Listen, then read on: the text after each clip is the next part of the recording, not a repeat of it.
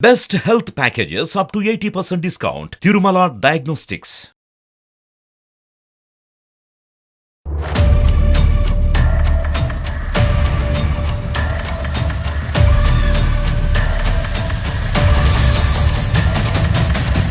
ఒక సిచ్యువేషన్ ఒకటి మా లైఫ్ లో అనుకోకుండా ఒకటి జరిగింది మేడం. అదేంటంటే మా హస్బెండ్ కు రెండు కళ్ళు ఒక యాక్సిడెంట్ లో పోయాయి మేడం.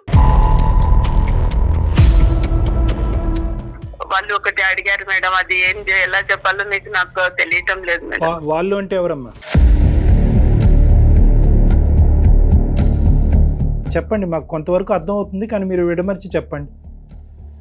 అంటే వాళ్ళు నన్ను ఒకటి అడగడానికి ఒకటి అడిగారు సార్. మేము మీకు ఉద్యోగం ఇస్తున్నాము, మళ్ళీ మీరు మమ్మల్ని సంతోష పెట్టరా అని అన్నారు సార్. నాకైతే అర్థం కాలేదు ఏం అడుగుతున్నారు.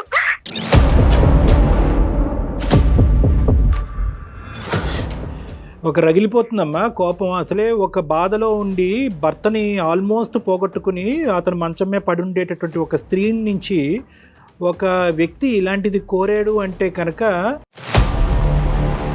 చెప్పులేసుకుని వెళ్ళావుగా. అవును సార్. మరి ఎడంకాలు చెప్పి ఎందుకు తీయలేదు? ఆలోచించడం అంటే ఆ 10 రోజుల పాటు ఏం ఆలోచించావు నాకు ఒక్కసారి చెప్పు. సమాజం నుంచి కానీ, మీ భర్త వైపు నుంచి కానీ, కుటుంబ సభ్యుల నుంచి కానీ వ్యతిరేకత వస్తుందా అనే విషయం ఇంకొకరు చెప్పాలా?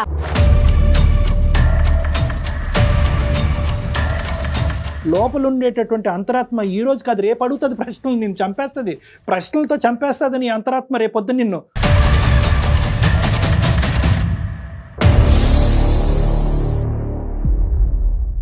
ఫెర్టినైన్ సమర్పించు అందమైన జీవితానికి స్వాగతం.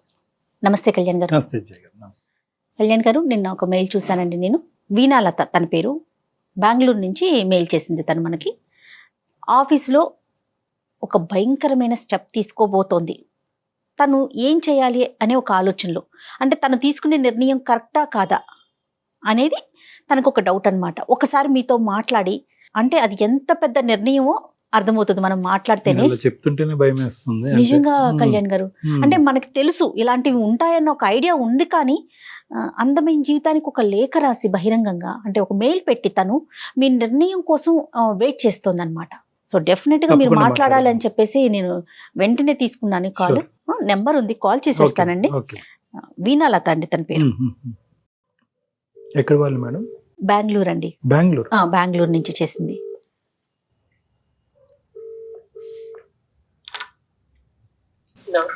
హలో, వీణాలత గారండి? అవునండి. నేను సుమన్ టీవీ అందమైన జీవితం కార్యక్రమం నుంచి ఫోన్ చేస్తున్నానండి. నమస్తే అండి. నాతో పాటు డాక్టర్ కళ్యాణ్ చక్రవర్తి గారు కూడా ఉన్నారు. మీ మెయిల్ గురించి నేను బ్రీఫ్ గా చెప్పానండి, ఒకసారి డాక్టర్ గారితో మాట్లాడండి. నమస్తే సార్. సార్ నేను బెంగళూరులో ఉంటాం సార్. బెంగళూరు నుంచి మాట్లాడుతున్నాను సార్. నేను మీకు మెయిల్ చేశాను సార్. సార్ నేను ఒక సమస్య ఫేస్ చేస్తున్నాను సార్. అంటే అది సమస్యలో అది ఏమనాలో నాకైతే తెలియటం లేదు సార్. అది నేను ఎవరితో చెప్పుకోలేకపోతున్నాను సార్. ఇంకా ఈ ప్రోగ్రామ్ నేను రెగ్యులర్ గా చూస్తుంటాను.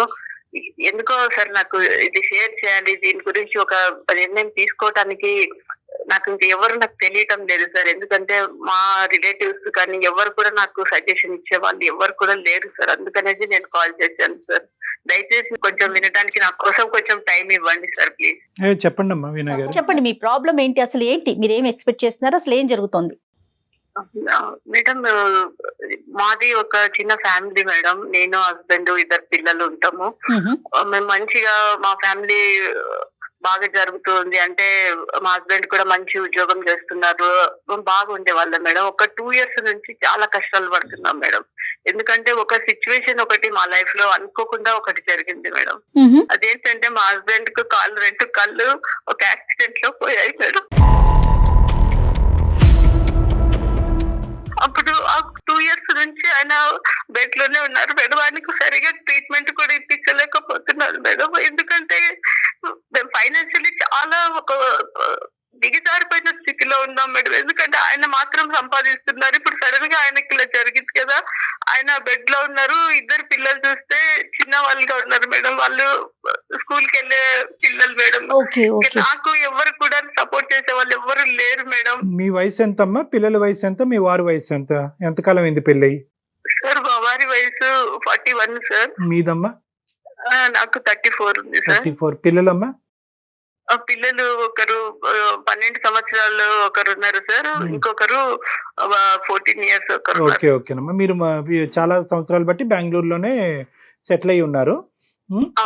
మీరు చదువుకున్నారా వీణా గారు? నేను చదువుకున్నాను సార్, నేను డిగ్రీ చేశాను సార్, కానీ ఎక్కడ నేను జాబ్ అయితే నేను చేయలేదు సార్, చేసే అవసరం నాకు రాలేదు సార్. అతనే చేసేవారు. అంటే పిల్లలు కరెక్ట్ గా వయసుకు వచ్చి ఉన్నారు. ఇప్పుడు మీ వారైతే కనుక కంటిన్యూస్ గా జాబ్ లోనే ఉన్నారు, బిజినెస్ కాదమ్మా అతను చేసేది జాబ్? ఆయన చేసే జాబ్ సార్, అది ఒక సెమీ గవర్నమెంట్ లాగా ఉంది సార్, అదే కంపెనీ. దాంట్లో చేస్తున్నారు. ఆయనకు 40,000 వరకు శాలరీ వస్తుంది సార్. అప్పుడు సమస్య ఏంటండి చెప్పండి మేడం. సమస్య ఇప్పుడు ఆయన జాబ్ కు వెళ్ళట్లేదు, ఇంకా మాకు ఇల్లు జరగడం చాలా కష్టం అయిపోయింది మేడం. ఇంకా నేను కూడా కొన్ని చోట్ల అక్కడ ఇక్కడ ప్రయత్నాలు చేశాను, కానీ చాలా తక్కువ శాలరీ ఇస్తామంటున్నారు. అలాగే మా హస్బెండ్ ఎక్కడ వర్క్ చేస్తున్నారో వాళ్ళని నేను కాంటాక్ట్ అయ్యాను మేడం, అప్రోచ్ అయ్యాను. వాళ్ళు ఏం చెప్పారంటే వాళ్ళు జాబ్ ఇస్తామన్నారు సార్. నేను వెళ్ళి కలిశాను సార్ జిఎం గారిని. Very good. వాళ్ళు జిఎం గారు నా ప్రొఫైల్ అన్ని చూసారు, నేను కూడా డిగ్రీ చేశాను కదా, చూసారు. వాళ్ళు ఓకే మేము మీ ఫ్యామిలీకి మేము సపోర్ట్ ఇస్తాము, మీకు జాబ్ ఇస్తాము అనేసి వాళ్ళు ఒప్పుకున్నారు సార్. వాళ్ళు శాలరీ అమ్మా, శాలరీ మాట్లాడారా? సార్ శాలరీ కూడా ఒప్పుకున్నాను సార్. అంటే నా స్కిల్స్ అవే వాళ్ళు ఇంటర్వ్యూ చేశారు సార్, వాళ్ళకు నచ్చినారు, అంటే నా పర్ఫార్మెన్స్ వాళ్ళకి నచ్చింది సార్. అలాగే శాలరీ కూడా 60 ప్లస్ వరకు, ప్లస్ నుంచి శాలరీ స్టార్ట్ అవుతుంది. ఎందుకమ్మా ఎక్కువ ఎందుకు ఇస్తున్నారు మీకు? అంటే సార్ నేను వాళ్ళ కంపెనీకి నేను వర్క్ చేయడానికి కొన్ని నా దగ్గర ఎక్స్ట్రా స్కిల్స్ ఉన్నాయి సార్. సో మీ చదువు మీకు ప్లస్ అయింది అనుకోవాలి, అంతే కదా? అది అనుకోకుండా ప్లస్ అయింది మేడం. అందుకనేసి వాళ్ళకు ఎలాంటి క్యాండిడేట్ కావాలో అలాంటి ఒక క్యాండిడేట్ గా నేను దొరికానని వాళ్ళు హ్యాపీ అయ్యారు మేడం. సంతోషం కదా మేడం? చాలా సంతోషంగానే ఉంది, కానీ మేడం వాళ్ళు ఒకటి అడిగారు మేడం, అది ఏం ఎలా చెప్పాలో మీకు నాకు తెలియటం లేదు మేడం. వాళ్ళు అంటే ఎవరమ్మా?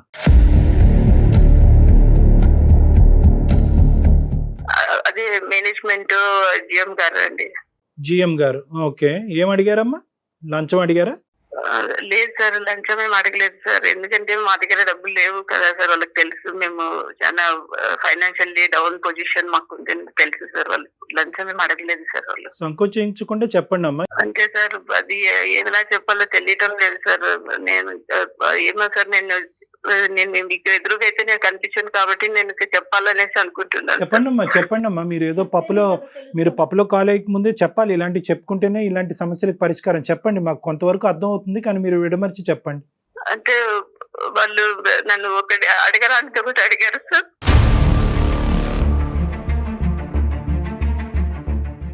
కమిట్మెంట్ అడుగుతున్నారు.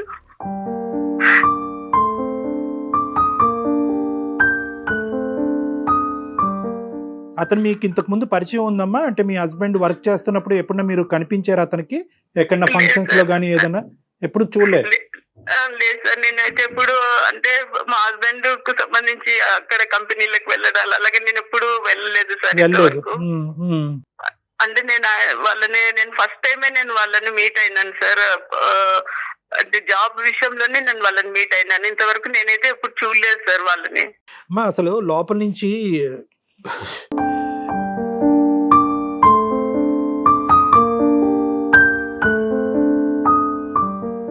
ఒక రగిలిపోతుందమ్మా కోపం. అసలే ఒక బాధలో ఉండి భర్తని ఆల్మోస్ట్ పోగొట్టుకుని అతను మంచం మీద పడి ఉండేటటువంటి ఒక స్త్రీ నుంచి ఒక వ్యక్తి ఇలాంటిది కోరాడు అంటే కనుక నాకేమన్నాలో కూడా అర్థం కావట్లేదమ్మా. కానీ ఫస్ట్ టైమే మీరు కలుస్తూనే ఇది అడిగాడా?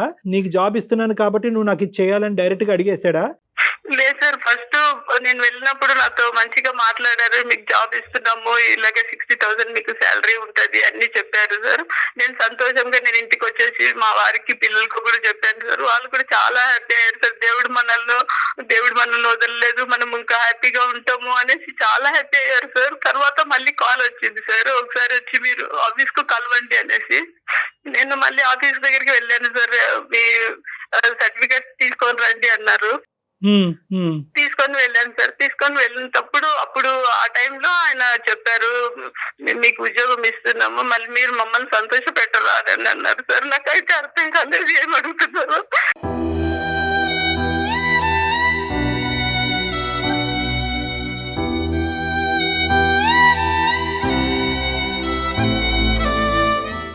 అంటే నేను అన్నాను, అంటే సార్ మేము లంచాలు అవి ఇవ్వడానికి మా దగ్గర ఏం లేదు సార్, మీరు మేము తీర్చుకుంటాము సార్ ఎప్పుడైనా కూడా, ఇప్పుడు ప్రస్తుతం మమ్మల్ని మీరు ఆదుకోండి సార్, లంచం అయితే మేము ఇవ్వలేము సార్ అని అన్నాను సార్.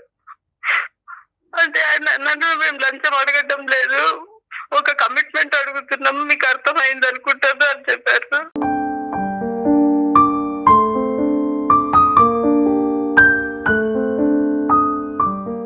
చెప్పులు వేసుకుని వెళ్ళావుగా? అవును సార్. మరి ఎడం కాలు చెప్పు ఎందుకు తీయలేదు? సార్ అది నా పరిస్థితి ఇలా ఉంది, నేను ఏం చేయాలో ఒక కన్ఫ్యూజన్ లో ఉన్నాను సార్. ఏం పరిస్థితి అమ్మా, ఏం పరిస్థితి? అతను అడిగిందేంటి, మీరు మాట్లాడేదేంటి? మేడం పరిస్థితులు అంటే ఏంటి? మేడం నేను ఒక 2 years నుంచి 2 సంవత్సరాల నుంచి ఎంత కష్టపడుతున్నాను అయ్యుండొచ్చు. ఎవరికి తెలియదు మేడం. నా హస్బెండ్ ట్రీట్మెంట్ ఇవ్వలేకపోతున్నాను, పిల్లలకు సరైన భోజనం పెట్టలేదు, పిల్లలు స్కూల్ ఫీజులు కట్టలేకపోతున్నాను, చాలా బాధపడుతున్నాను మేడం.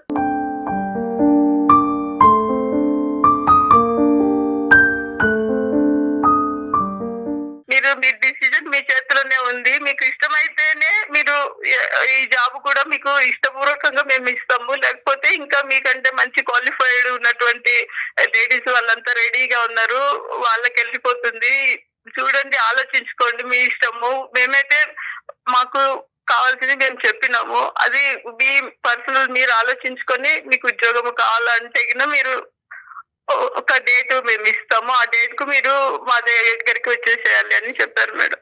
తర్వాత ఇంకా నేను చాలా ఆలోచించాను సార్, నేను టైం తీసుకున్నాను, ఒక వారం రోజుల నుంచి ఆలోచిస్తున్నాను, 10 days అయిపోతా ఉంది ఆలోచిస్తున్నాను. వాళ్ళు నన్ను ఇంకా నెక్స్ట్ మంత్ 1st నుంచి వచ్చి జాయిన్ అవ్వాలి సార్ జాబ్ కు అని చెప్పారు. సారీ వీణా, నీకు అడ్డుపడుతున్నానమ్మా, తప్పుగా అనుకోవద్దు. ఆలోచించటం అంటే ఏంటమ్మా? అంటే ఉద్యోగం తీసుకుని ఆడు కమిట్మెంట్కి అగ్రీ అవ్వాలనా, లేదంటే మర్నాడు వెళ్ళి చెప్పించుకుని కొట్టాలనా, లేదంటే వాడితో ఎటువంటి కమ్యూనికేట్ చేయకుండా ఇంకోటి ఏదో నీ స్థాయికి నీ డిగ్రీకి తగ్గట్టు 20,000 వచ్చినా చాలు అనేటటువంటి ఉద్యోగానికి పోవాలన్నా? ఆలోచించడం అంటే ఆ 10 రోజుల పాటు ఏం ఆలోచించావు నాకు ఒక్కసారి చెప్పు. సార్ నేను ఏం ఆలోచించానంటే, ఇప్పుడు నేను ఉండే పరిస్థితుల్లో నాకు 10,000 ఒక 20,000 అలాంటి శాలరీస్ అలాంటి జీతం అయితే నాకు సరిపోదు సార్, ఎందుకంటే మా వారికి పెద్ద ట్రీట్మెంట్ ఉంది సార్, 2 కాళ్ళు లేవు కాబట్టి. నీ వ్యక్తిత్వానికి ఎంత వెలకడతావమ్మా? వీణా ఒక్క నిమిషం, నీ వ్యక్తిత్వానికి, నీ పర్సనల్ ఇంటిగ్రిటీకి, ఒక స్త్రీకి ఉండేటటువంటి గౌరవప్రదమైనటువంటి ఒక స్థానానికి, ఒక తల్లికి ఉండేటటువంటి పొజిషన్కి, గౌరవనీయులైనటువంటి ఒక భార్యగా ఉండేటటువంటి పొజిషన్కి ఎంత వెలకడదాం? 20,000, 30,000, ₹1,00,000, 2 లక్షల?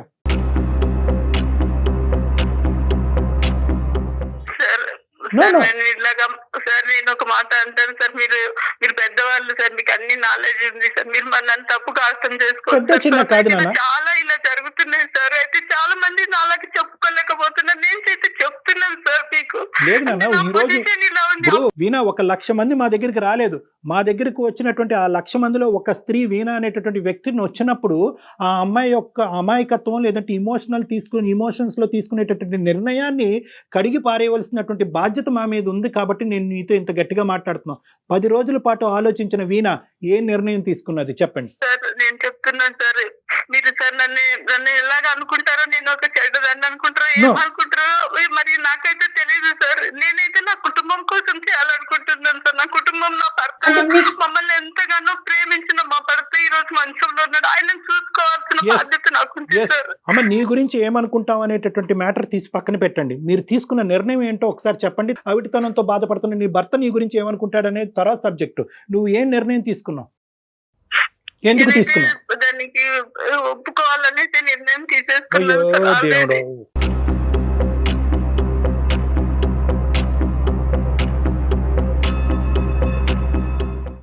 మరి ఇలాంటప్పుడు మరి మాకెందుకు కాల్ చేసావమ్మా వీణా?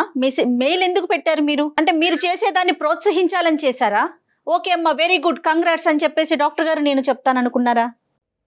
లేదు మేడం, నాకు అలాంటి ఉద్దేశం లేదు మేడం. ఇది నేను ఎవరితో షేర్ చేసుకోలేకపోతున్నాను మేడం. నా ఇంట్లో నా భర్తను చూస్తే నాకు దుఃఖం కాదమ్మా, నువ్వు షేర్ చేసుకోవటం కోసం చేసావా, సలహా కోసం చేసావా? ఇప్పటి వరకు 12-13 సంవత్సరాల పాటు అబద్ధం ఆడినటువంటి నీ భర్త మంచం మీద కూర్చుని, ఏవండి నేను ఇలా 60,000 జీతం తీసుకునే ఉద్యోగం తీసుకోబోతున్నాను, దానికి ఈ కమిట్మెంట్ కూడా ఉంది అని చెప్పే దమ్ము ధైర్యం నీకు ఉందానన్నా? సార్ నేను అలా చెప్పలేను సార్. నేను లైఫ్ లో ఎప్పుడు అంటే నీకు నీ అంతరాత్మకు తెలుసు 60,000 అనేటటువంటిది నీ కుటుంబాన్ని తీసి గట్టెక్కిస్తాదనే నమ్మకం నీకు ఎంత ఉందో, నువ్వు తప్పు చేస్తున్నావు అనేది నీ అంతరాత్మకు తెలుసు కాబట్టి నీ భర్త కళ్ళల్లోకి చూసి చెప్పలేనటువంటి దుర్భర పరిస్థితిలో నువ్వు ఉన్నావు వీణా. ఒక్కసారి దాన్ని తట్టు.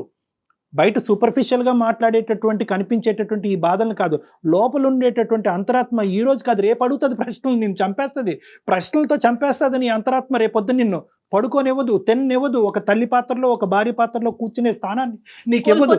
నీ వైపు నీ అంతరాత్మ పదే పదే వేలెత్తి చూపెట్టి మూర్ఖురాలా ఎంత పిచ్చి పని చేసావు అనేటటువంటిది ఒక భాష వాడుతుంది. అది తట్టుకునే దమ్ము ధైర్యం నీకు ఉందో లేదో ఒక్కసారి ఆలోచించుకో. సార్ చాలా ఆలోచించాను సార్. రాత్రి మొదలు నేను ఇదే ఆలోచించాను సార్. నేను ఏం చేస్తున్నాను ఈ 10 రోజులు నాకు తెలియలేదు సార్. 2 సంవత్సరాల పాటు ఇల్లు ఎలా గడిచింది సార్? చాలా ఘోరంగా గడిచింది సార్. ఎక్కడెక్కడో అప్పులు తీసుకున్నాం సార్. ఆ అప్పుల వాళ్ళకి ఇప్పుడు అప్పులు కూడా కట్టలేని స్థితిలో ఉన్నాము. వాళ్ళు వచ్చి ఒకటే గొడవలు చేస్తున్నారు సార్. దీనికోసమే సార్ నేను నాకు కేవలం నా శరీరాన్ని నేను చూసుకోవడం లేదు సార్. నా శరీరం మలినం అయిపోతుంది. నా ఫ్యామిలీ ముఖం చూసి నేను ఇలా చేస్తున్నాను సార్.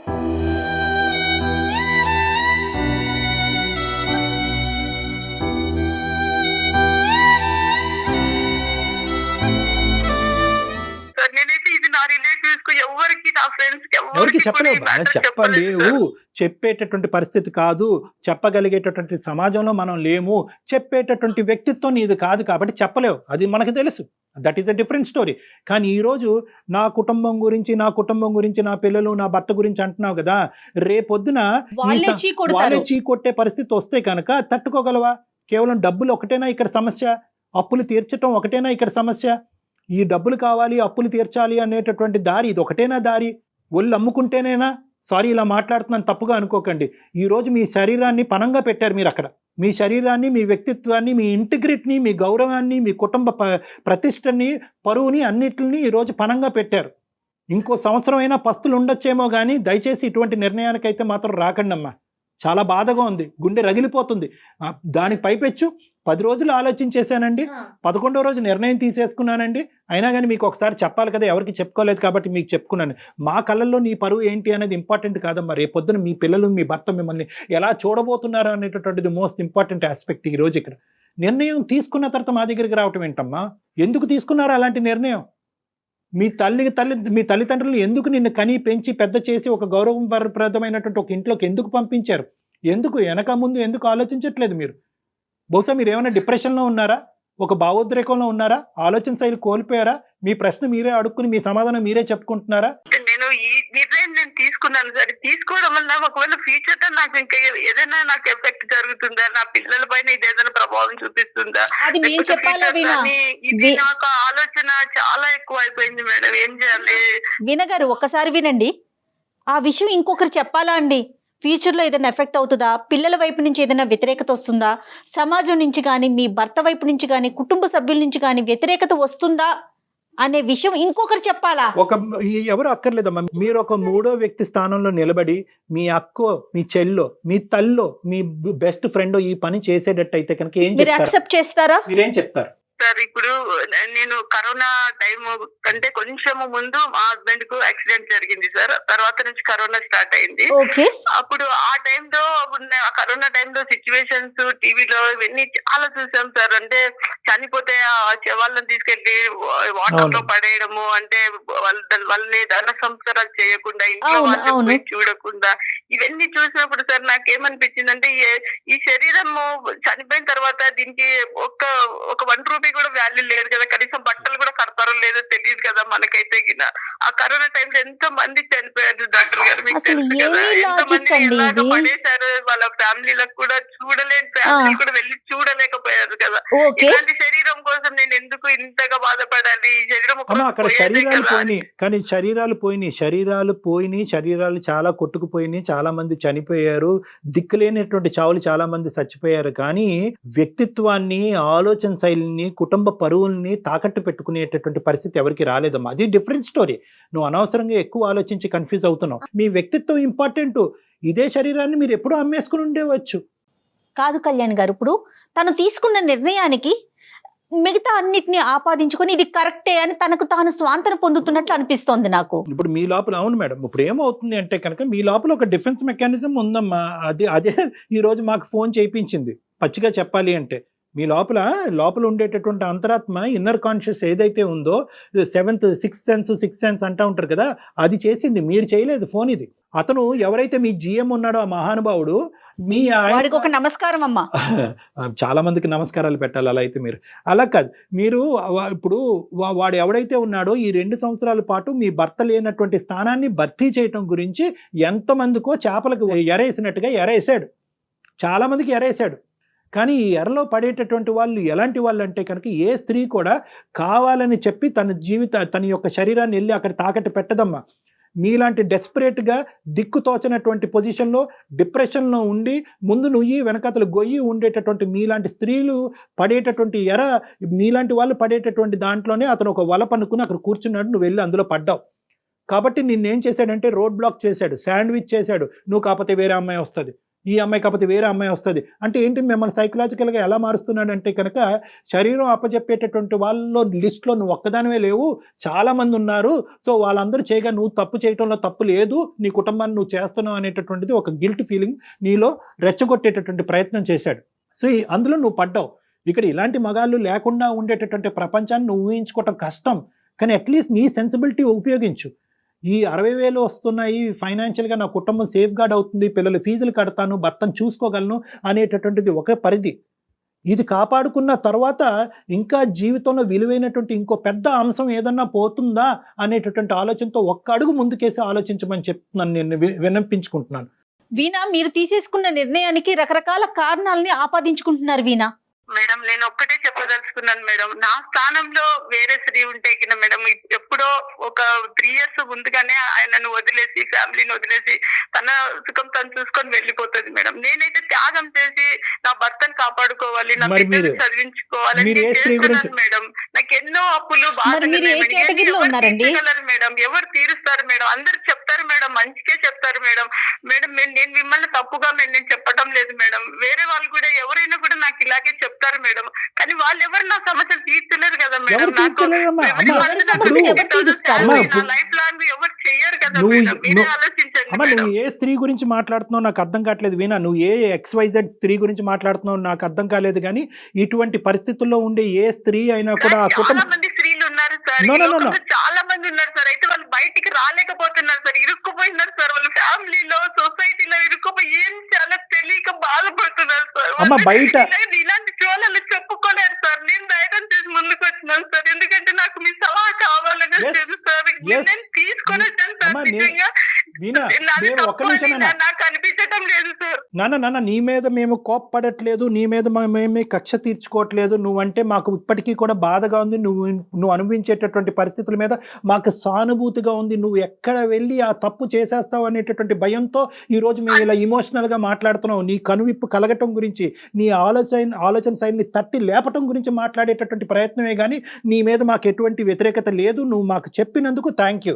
ఎందుకంటే కనుక ఈరోజు నిన్ను కాదు, మీ మొత్తం కుటుంబాన్ని కాపాడేటటువంటి పెద్ద బాధ్యత మేము తీసుకున్నందుకు మేము ఆనందపడుతున్నాం. ఈరోజు అట్లీస్ట్ ఇక్కడితో నిన్ను కాపాడి నీ కుటుంబాన్ని కాపాడితే కనుక అదే మాకు హ్యాపీనెస్ అమ్మా. అవును అమ్మ, ఒకటి ఈరోజు నన్నెవరు కాపాడతారు అంటే కనుక నీకు ఉండేటటువంటి స్థానంలో నిన్ను ఎవరు కాపాడరమ్మా. నిన్ను నువ్వే కాపాడుకోవాలి. నీ క్వాలిఫికేషన్ ఉంది, నీకు ఎలిజిబిలిటీ ఉంది.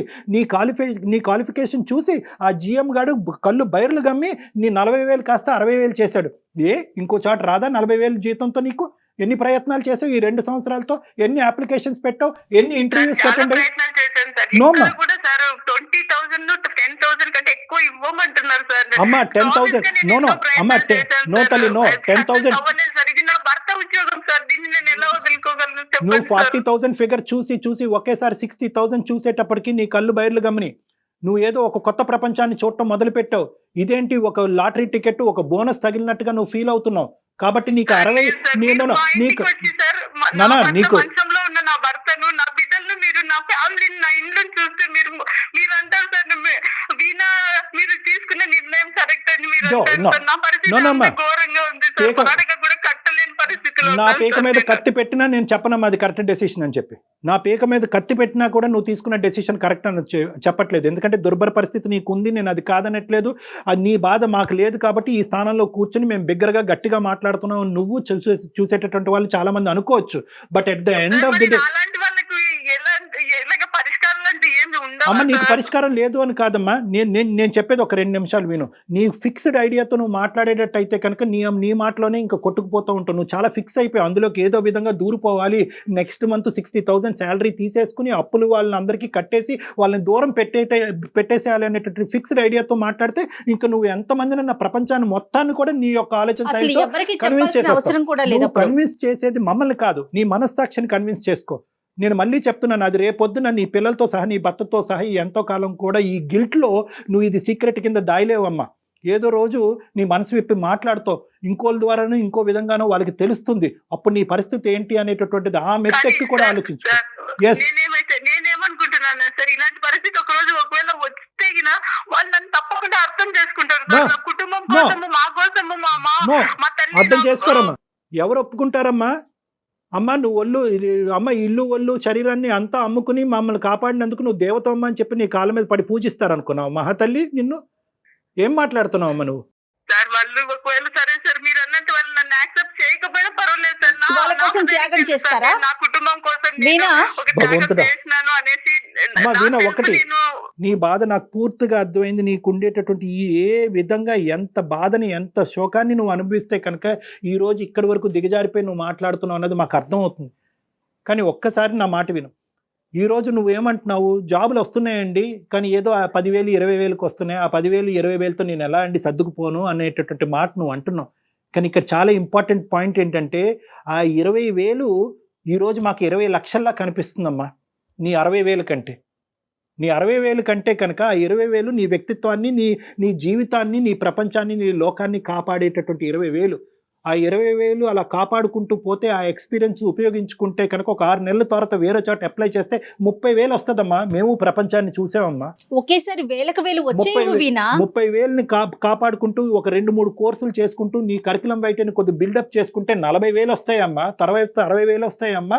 ఒక 2 సంవత్సరాల్లో 1,00,000 వస్తుందమ్మా. ఇది ప్రపంచం. మనకు వచ్చే 20,000 10,000తోనే మీరు అంటున్నారు కదా సార్ పెరుగుతాయని. మరి నా భర్త కాళ్ళు రావాలి, ఆయన కాళ్ళు నేను ఆపరేషన్లు సర్జరీలు చేపించాలంటే లక్షల్లో తీసుకుంటారు సార్. హాస్పిటల్లో ఖర్చులన్నీ మీకు తెలుసు సార్ ఎలా ఉంటాయి అనేది. మరి నేను ఆ వేళ్లతో నా ఇండ్లు గడుపుకోవాలి, ఆయనకు ట్రీట్మెంట్ నేను ఎలాగ ఇప్పించగలను సార్? ఆయన నేను నడిపించాలి సార్, ఆయన నడవాలి సార్. ఎందుకంటే ఆయన నా భర్త కాబట్టి. ఆయన కోసం, ఆయన మా కోసం ఎంతో చేశారు. నేను ఇప్పుడు ఆయన కోసం ఏమో చెయ్యాలి సార్.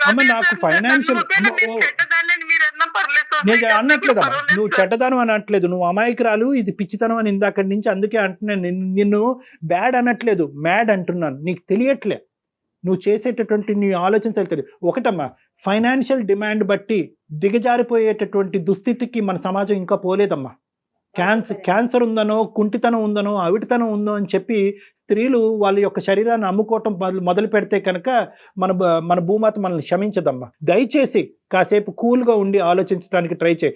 నీ యొక్క హస్బెండ్కి బహుశా అతని అవిటితనానికి మీకు ఫైనాన్షియల్గా సపోర్ట్ కావాలి అంటే మనం ఏదన్నా ఒక స్క్రోల్ ద్వారానో లేదంటే ఒక ఫోన్ నెంబర్ డిస్ప్లే చేసో ఎవరన్నా కాంట్రిబ్యూటర్స్ ఉంటే కనుక, ఎవరన్నా పెద్ద మనసుతో ఉండే దాతలు ఉంటే కనుక వాళ్ళందరి ద్వారా మనం కాంట్రిబ్యూషన్ తీసుకొచ్చి మీకు హెల్ప్ చేసేటటువంటి ప్రయత్నం చేద్దాం. దానికి వేరే దారులు ఉన్నాయి. సార్ ఇదంతా నిజంగా అవుతుందంటారా సార్? అంటే క్రౌడ్ ఫండింగ్ ఇవన్నీ నేను కరోనా టైంలో అప్పుడంతా నేను వింటున్నాను సార్. కానీ నిజంగా అలాగ హెల్ప్ చేసే వాళ్ళు వస్తారా? డెఫినెట్ గా ఉందమ్మా. ప్రయత్నానికి మించినటువంటిది ఏమీ లేదమ్మా. నీ స్టెప్, నువ్వు తీసుకుపోయేటటువంటి స్టెప్ ముందు పోలిస్తే కనుక ఈ ప్రయత్నాలన్నీ చాలా చిన్న స్టెప్సే. అయితే వీణ ప్రతిదీ ఇలా చిటికేస్తే అయిపోదు, దానికి మన ప్రయత్నం ఉండాలి, ఓపిక ఉండాలి. ఇలా తొందరపాటు నిర్ణయాలు తీసుకోనటువంటి పరిస్థితిలో ఉండాలి. మానసికంగా కుదురుగా ఉండటం అనేది ప్రధానమైనటువంటి అంశం అమ్మా. ఎందుకంటే ఒక సింపుల్ లాజిక్ చెప్తానమ్మా నీకు. ఆ లాజిక్ చెప్పి నిన్ను ఆలోచించుకోమని చెప్పి నిన్ను వదిలేస్తాను. ఇందాక నువ్వు అన్నావు రేపో మాపో నా కుటుంబానికి తెలిస్తే కనుక నన్ను క్షమించి వదిలేస్తారని చెప్పి, అప్పుడు చెప్పేది ఎందుకు, ఇప్పుడు చెప్పు. ఒకసారి మీ హస్బెండ్ కి అతను చెప్పి పక్కన చూడండి. కూర్చుని ఏమండి ఇలా చేద్దామండి అని అనుకుంటున్నానని ఒక్క మాట చెప్పు. సార్ అలా చెప్పలేను సార్. చెప్పలేరు కాబట్టి తప్పు చేస్తున్నారమ్మా. చెప్పలేరు కాబట్టి తప్పు చేస్తున్నారు. చెప్పే ధైర్యం నాకైతే లేదు నో సార్. నో, అది ధైర్యం లేకపోవటం కాదు, మీరు తప్పు చేస్తున్నారు కాబట్టి మీరు చెప్పలేకపోతున్నారు మేడం.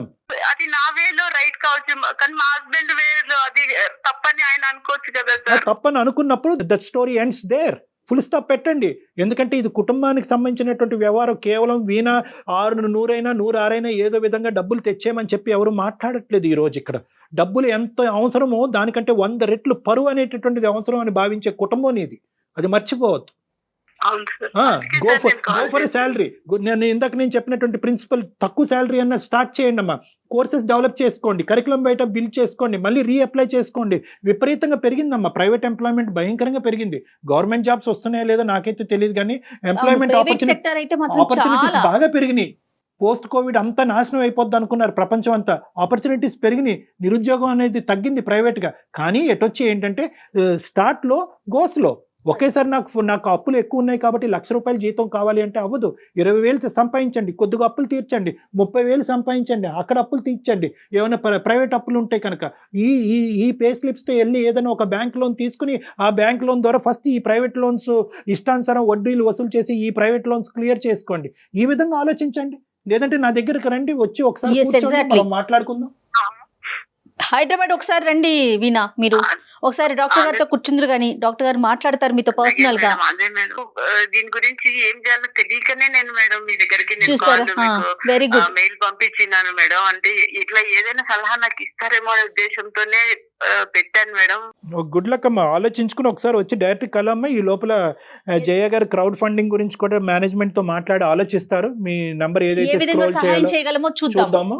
ఆ ప్రయత్నం కూడా ఖచ్చితంగా మా సైడ్ నుంచి ఉంటుంది. మాకు సహాయం చేస్తానంటే తప్పకుండా నేను మిమ్మల్ని వచ్చి కలుస్తాను సార్. సూపర్. రండి అమ్మా, రండి, వచ్చి మాట్లాడండి. ఫస్ట్ ఆఫ్ ఆల్ మీకు ఇంకా మంచి అవగాహన అనేటువంటిది వస్తుంది డైరెక్ట్ కలిసినప్పుడు. థ్యాంక్స్ డాక్టర్ గారు. మేడం మీకు కూడా. నమస్తే. Okay, thank you so much Veena. నమస్తే. God bless you. Take care, Amma. Namaste.